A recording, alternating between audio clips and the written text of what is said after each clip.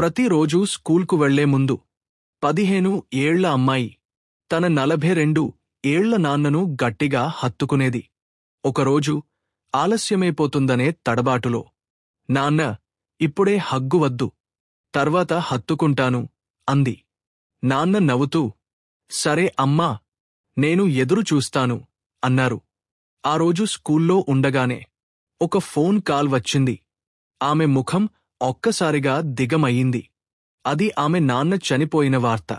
ఇంటికి పరిగెత్తుకుంటూ వెళ్లి తన నాన్న షర్టును గట్టిగా కౌగిలించుకుని కన్నీళ్లు ఆపుకోలేక ఏడ్చింది. నాన్నా, నేను మీకు చివరి హగ్గు ఇవ్వలేదు. అది ఆమె జీవితం మారిన క్షణం. అప్పటినుంచి ఆమె ఇంటినుంచి బయలుదేరే ప్రతిరోజు చివరిగా ఒక్క మాట చెప్పేది, నాన్న, నేను నిన్ను ప్రేమిస్తున్నాను. ఎందుకంటే ఈరోజు వదిలేసిన చిన్న క్షణాలు రేపు మనకు పెద్ద పశ్చాత్తాపం అవుతాయి.